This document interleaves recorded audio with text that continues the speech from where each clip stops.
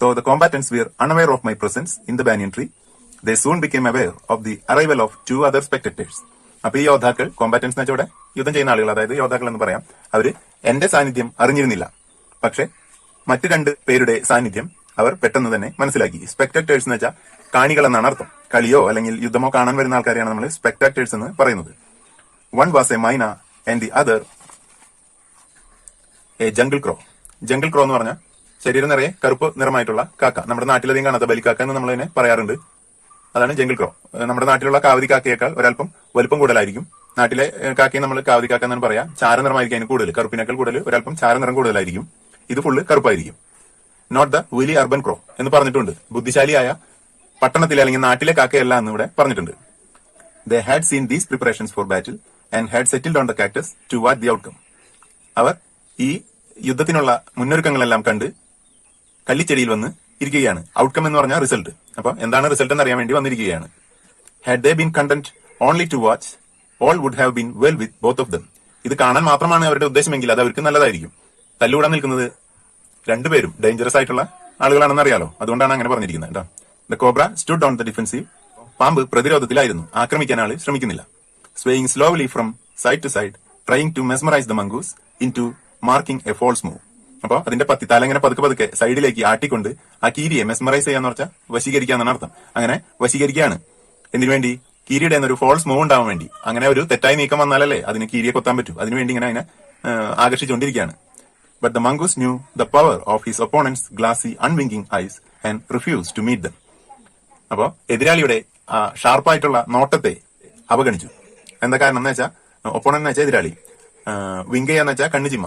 മൂർഖൻ കണ്ണിമ ചിമ്മാതെ വളരെ ഷാർപ്പായിട്ടാണ് നോക്കിക്കൊണ്ടിരിക്കുന്നത്. അതായത് എന്തെങ്കിലും ഫോൾസ് മൂവ് ഉണ്ടോ എന്നുള്ള ലെവലിൽ നോക്കിക്കൊണ്ടിരിക്കുകയാണ്. അപ്പൊ ആ കണ്ണുകളെ നേരിടാനാവാതെ കീരി മുഖം മാറ്റി എന്നാണ് പറഞ്ഞത്. Instead he fixed his gaze at a point just below the cobra's hood and opened the attack. പകരം ആളെന്ത് ചെയ്തു? ആ പത്തിയുടെ താഴെയുള്ള ഒരു പോയിന്റിനെ ലക്ഷ്യമാക്കി അങ്ങോട്ട് നോക്കി. ഗെയ്സ് എന്ന് വെച്ചാൽ നോക്കുക. അതിനെ ലക്ഷ്യമാക്കി ആക്രമണം തുടങ്ങി. Moving forward quickly until he was just within the cobra's reach, he made a feint to one side. വളരെ വേഗത്തിൽ ആ പാമ്പിന്റെ അടുത്തേക്ക് കുതിച്ച് അതിനടുത്തെത്തിയപ്പോൾ കീരി ഒരു വശത്തേക്ക് ചാടി മാറി. ഫെയിന്റ് എന്ന് പറഞ്ഞിരിക്കുന്നത് വ്യാജ ആക്രമണം നടത്തിയെന്നുള്ള അർത്ഥത്തിലാണ്. ആക്രമിക്കാൻ വരുന്നത് പോലെ വന്ന് അത് ചെയ്യാതിരിക്കുക. അത് പാമ്പിനെ കളിപ്പിക്കുന്ന ഒരു രീതി. Immediately the cobra struck. അപ്പൊ തന്നെ പാമ്പ് ആഞ്ഞുകൊത്തി. His great hood came down so swiftly that I thought nothing could save the mongoose. അതിന്റെ ആ പത്തിയുടെ വളരെ വേഗത്തിലുള്ള ആ വരവ് കണ്ടപ്പോൾ കീരിയെ ആർക്കും രക്ഷിക്കാൻ പറ്റിയില്ല എന്നാണ് ഞാൻ കരുതിയത്. But the little fellow jumped neatly to one side and darted in as swiftly as the cobra, biting the snake on the back and darting away again out of reach. പക്ഷേ ആ കീരി വളരെ വിദഗ്ധമായി വളരെ വേഗത്തിൽ ഒരു വശത്തേക്ക് ഒഴിഞ്ഞു മാറി. എന്നിട്ട് ഓടി വന്ന് ആ പാമ്പിന്റെ പിന്നിലായി ഒരു കടി കൊടുത്തു. വീണ്ടും അത് ഒരു വശത്തേക്ക് മാറി.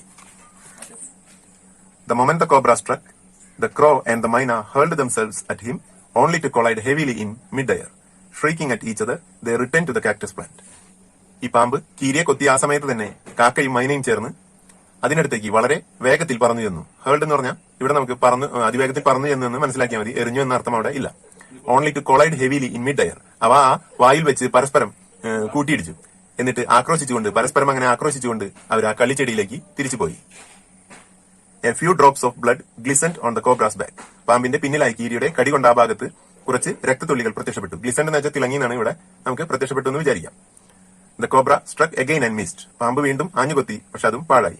Again the mongoose sprang aside, jumped in and bit. വീണ്ടും കീരി ഒരു വശത്തേക്ക് ഒഴിഞ്ഞ് ചാടി മാറി വീണ്ടും വന്ന് ഒരു കടി കൂടി കൊടുത്തു.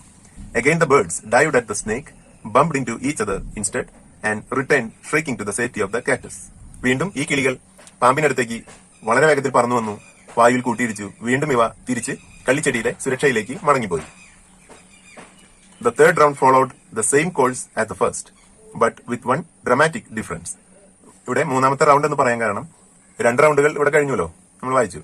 അതുപോലെ തന്നെയായിരുന്നു മൂന്നാമത്തെ പ്രാവശ്യവും കാര്യങ്ങൾ നടന്നത്. പക്ഷേ ഒരു നാടകീയമായ വ്യത്യാസം അവിടെ സംഭവിച്ചു.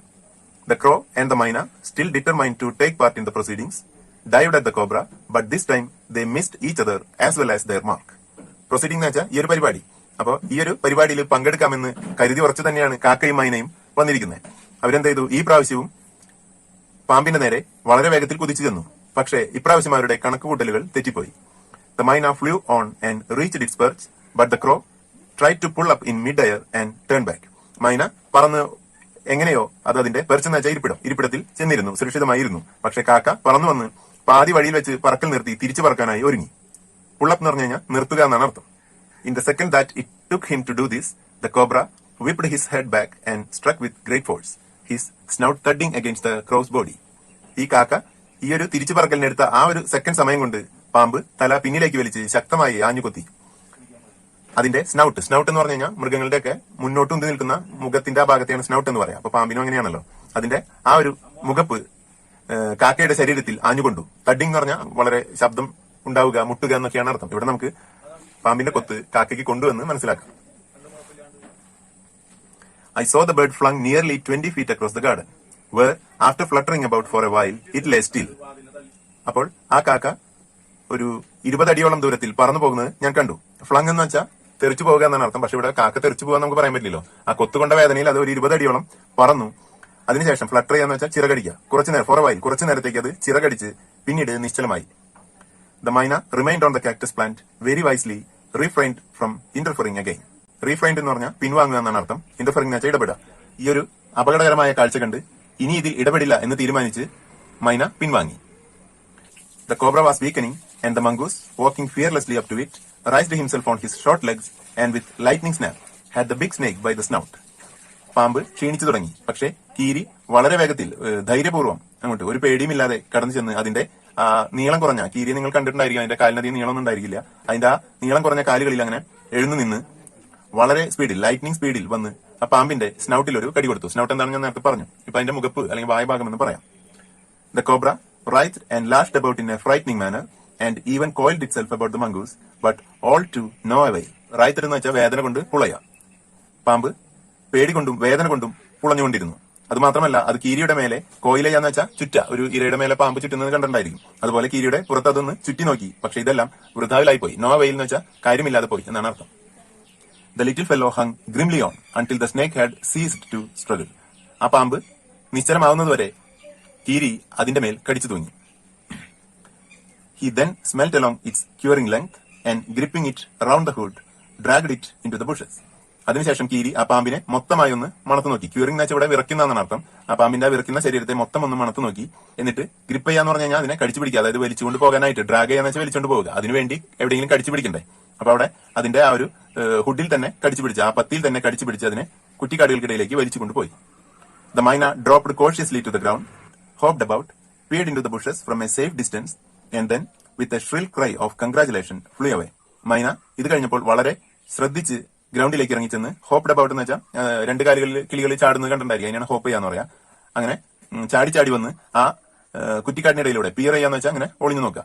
അതിലൂടെ ഒന്ന് നോക്കി കീരിക്കൊരു അഭിനന്ദനം പോലെ ഒരു ശബ്ദം, ഷ്രിൽ ക്രൈ, ഒരു പ്രത്യേക ശബ്ദം പുറപ്പെടുവിച്ച് അത് പറന്നുപോയി. When I had also made a cautious descent from the tree and returned to the house, I told grandfather of the fight I had seen. ഞാനും വളരെ ശ്രദ്ധിച്ച് മരത്തിൽ നിന്ന് ഇറങ്ങിച്ചെന്ന് മുത്തച്ഛനോട് ഈ ഒരു ഫൈറ്റിനെ കുറിച്ച് പറഞ്ഞു. He was pleased that the mongoose had won. കീരി ജയിച്ചതിൽ മുത്തച്ഛന് വളരെ സന്തോഷം തോന്നി. He had encouraged it to live in the garden, to keep away the snake, and fed it regularly with scraps from the kitchen. അതായത് മുത്തച്ഛൻ അറിയാം കീരി ആ തോട്ടത്തിലൊക്കെയായി ഉണ്ടെന്ന്. പാമ്പുകളെ അകറ്റാൻ വേണ്ടി അദ്ദേഹം അതിനെ അവിടെ വളർത്തുന്ന പോലെ തന്നെയായിരുന്നു. പലപ്പോഴും അടുക്കളയിൽ നിന്നുള്ള സ്ക്രാപ്സ് എന്ന് വെച്ചാൽ ഭക്ഷണ അവശിഷ്ടങ്ങൾ, അതിന് കൃത്യമായ ഇടവേളകളിൽ കൊടുത്ത് അതിനെ അദ്ദേഹം അവിടെ വളർത്തുകയായിരുന്നു എന്ന് നമുക്ക് പറയാം. He had never tried taming it because wild mongoose was more useful than a domesticated one. Time ചെയ്യാന്ന് വെച്ചാൽ ഇണക്കുക. അതിനെ ഇണക്കി വളർത്താനായി അദ്ദേഹം ശ്രമിച്ചിരുന്നില്ല. കാരണം വൈൽഡായിട്ട്, അതായത് സ്വാഭാവിക ചുറ്റുപാടുകളിൽ വളരുന്ന ആ ഒരു കീരി തന്നെയാണ് പാമ്പിന് പിടിക്കാൻ നല്ലതെന്ന് അദ്ദേഹത്തിന് അറിയാമായിരുന്നു. അതുകൊണ്ട് അദ്ദേഹം അതിനെ ഇണക്കി വളർത്താൻ ശ്രമിച്ചിരുന്നില്ല. From the banyan tree, I often saw the mongoose patrolling the four corners of the garden, and once I saw him with an egg in his mouth and knew he had been in the poultry house. But he hadn't harmed the birds, and I knew grandmother would forgive him for stealing as long as he kept the snakes away from the house. അപ്പോ ഈ കീരി മിക്കപ്പോഴും ആ തോട്ടത്തിലൂടെ നാലുപാടും petrol ചെയ്യാന്ന് പറഞ്ഞു കഴിഞ്ഞാൽ റോന്ത് ചുറ്റുക. ഇപ്പൊ ഈ പോലീസുകാരും അവരൊക്കെ പെട്രോൾ ചെയ്യാൻ നമ്മൾ പറഞ്ഞു കേട്ടിട്ടുണ്ടായിരിക്കും. അങ്ങനെ ഇത് ആ തോട്ടത്തിന്റെയും പറമ്പിന്റെയും ഒക്കെ നാലുപാടും സഞ്ചരിക്കുന്നത് ഞാൻ ഇടയ്ക്കിടയ്ക്ക് കാണാറുണ്ട്. ഒരിക്കൽ അത് വായിലൊരു കോഴിമുട്ട കടിച്ച് പോകുന്നതും ഞാൻ കണ്ടിരുന്നു. അപ്പൊ എനിക്ക് മനസ്സിലായി അത് പോൾട്രി ഹൗസിലേക്ക്, അതായത് കോഴി വളർത്തുന്ന ആ കൂട്ടിലേക്ക് കയറിയെന്ന് മനസ്സിലായി. പോൾട്രി എന്ന് വെച്ചാൽ പക്ഷികൾ എന്നുള്ള അർത്ഥത്തിലാണ് ഇവിടെ ഉദ്ദേശിച്ചിരിക്കുന്നത് കേട്ടോ. അപ്പൊ ഇവിടെ നമ്മൾ പക്ഷികൾ എന്ന് വെച്ച് കഴിഞ്ഞാൽ കോഴികളാണല്ലോ വളർത്തുന്നത്. അതാണ് അവിടെ അങ്ങനെ പോൾട്രി ഹൗസ് എന്ന് ഉദ്ദേശിച്ചിരിക്കുന്നത്. പക്ഷെ അത് കോഴികളെ ഉപദ്രവിച്ചിരുന്നില്ല. എനിക്കറിയാം മുത്തശ്ശി എന്തായാലും അതിനോട് ക്ഷമിക്കുമായിരുന്നു. കാരണം അത് പാമ്പുകളെ ഇവിടെ നിന്ന് അകറ്റുന്നുണ്ടല്ലോ, അല്ലെങ്കിൽ പാമ്പുകൾ വരാതെ അത് നോക്കുന്നുണ്ടല്ലോ. അതുകൊണ്ട് മുത്തശ്ശി അതിനെ ഒന്നും ചെയ്യില്ല എന്ന് എനിക്ക് ഉറപ്പായിരുന്നു. The banyan tree was also the setting for what we were to call the strange case of the grey squirrel and the white rat. ഇനി ഈ മരം വേറൊരു സൗഹൃദത്തിനും അവിടെ കേന്ദ്രമായി തീർന്നു. അത് ഒരു അണ്ണാന്റെയും വെള്ള എലിയുടെയും ബന്ധമായിരുന്നു. The white rat was grandfather's. He had bought it from the bazaar for 4 annas. ഈ വെളുത്ത എലി മുത്തച്ഛന്റെ ആയിരുന്നു. അതിനെ അദ്ദേഹം അങ്ങാടിയിൽ നിന്ന് 4 അണയ്ക്ക് വാങ്ങിച്ചതാണ്. അണാന്ന് വെച്ചാൽ ഇന്ത്യയിലെ പഴയൊരു കറൻസി ആയിരുന്നു. 4 അണ എന്ന് പറഞ്ഞാൽ 25 പൈസയാണ്. ബസാർ എന്ന് വെച്ചാൽ അങ്ങാടി അല്ലെങ്കിൽ ചന്ത എന്ന് പറയാം. അങ്ങനെ മുത്തച്ഛൻ അതിനെ 4 അണയ്ക്ക് അങ്ങാടിയിൽ നിന്ന് വാങ്ങിച്ചതാണ്. അതിനെ ഞാൻ മിക്കപ്പോഴും ആൽമരത്തിലേക്ക് കൊണ്ടുപോകാറുണ്ടായിരുന്നു. Banyan tree where it soon struck up a friendship with one of the squirrels. പതുക്കെ പതുക്കെ അത് ആ ആൽമരത്തിൽ ഉള്ള ഒരു അണ്ണാനുമായി കൂട്ടുകൂടാൻ ആരംഭിച്ചു. They would go off together in little excursions among the branches. അവ രണ്ടും കൂടി ചെറിയ യാത്രകൾ, ഒരുമിച്ചുള്ള യാത്രകൾ നടത്തുന്നത് ഞാൻ ഇടയ്ക്ക് കാണാറുണ്ട്. എക്സ്കർഷൻ എന്ന് വെച്ചാൽ വിനോദയാത്ര പോകുക എന്നാണ് അർത്ഥം. ഇവിടെ ഇവ രണ്ടും കൂടി പോയി എന്നുള്ള അർത്ഥത്തിലാണ് പറഞ്ഞിരിക്കുന്നത്. Then the squirrel started building a nest. കുറച്ചു നാൾ കഴിഞ്ഞപ്പോൾ അണ്ണാൻ കൂട് പണിയാൻ ആരംഭിച്ചു. At first, she tried building it in my pockets. ആദ്യമൊക്കെ അത് എന്റെ പോക്കറ്റിലാണ് കൂട് നിർമ്മിക്കാനായി ആരംഭിച്ചത്. And when I went indoors and changed my clothes, I would find straw and grass falling out. ഞാൻ വീട്ടിൽ പോയി വസ്ത്രം മാറുമ്പോഴാണ് എന്റെ പോക്കറ്റിൽ നിന്നും പുല്ലും വൈക്കോലും ഒക്കെ കൊഴിയുന്നത് ഞാൻ കണ്ടത്. Then one day, grandmother's knitting was missing. ഒരു ദിവസം മുത്തശ്ശിയുടെ നിറ്റ് ചെയ്യാന്ന് പറഞ്ഞു കഴിഞ്ഞാൽ തുന്നുക എന്നാണ് അർത്ഥം. അപ്പൊ തുന്നുന്ന തുണിയും സൂചിയും ഒക്കെ കൂടി കാണാതായി. We hunted for it everywhere, but without success. ഇവിടെ ഹണ്ടഡ് എന്ന് വെച്ചാൽ തിരഞ്ഞു എന്നാണ് അർത്ഥം. ഞങ്ങൾ എല്ലായിടത്തും അത് തിരഞ്ഞു, പക്ഷേ കണ്ടെത്താനായില്ല. Next day I saw something glinting in the hole in the banyan tree. അടുത്ത ദിവസം ആൽമരത്തിലെ ഒരു പൊത്തിനുള്ളിൽ എന്തോ തിളങ്ങുന്നത് ഞാൻ കണ്ടു. Going up to investigate. അതിനെ എന്താണെന്ന് അറിയാൻ വേണ്ടി ഞാൻ അതിനെ മുകളിൽ കയറി നോക്കി. ഇൻവെസ്റ്റിഗേറ്റ് എന്ന് വെച്ചാൽ ഇവിടെ അന്വേഷിക്കുക എന്നർത്ഥമുള്ളൂ. I saw that it was the end of grandmother's steel knitting needle. മുത്തശ്ശിയുടെ സ്റ്റീൽ കൊണ്ട് നിർമ്മിച്ച ആ തുന്നൽ സൂചിയുടെ അറ്റമാണ് തിളങ്ങിയതെന്ന് എനിക്ക് മനസ്സിലായി ഞാൻ കൂടുതൽ അന്വേഷിച്ചപ്പോൾ. On looking further I discovered that the hole was crammed with knitting. അപ്പൊ മുത്തശ്ശിയുടെ കാണാതായ തുണി വെച്ച് ആ പൊത്തിനുള്ളിൽ, ക്രാംഡ് എന്ന് വെച്ചാൽ നിറച്ചു വെക്കുക എന്നാണ് അർത്ഥം, അവിടെ ആ പൊത്തിനുള്ളിൽ നിറച്ചിരിക്കുന്നത് ഞാൻ കണ്ടു. And amongst the wool were 3 baby squirrels, all of them white. 3 വെളുത്ത അണ്ണാൻ കുഞ്ഞുങ്ങൾ അവിടെ കിടക്കുന്നത് ഞാൻ കണ്ടു.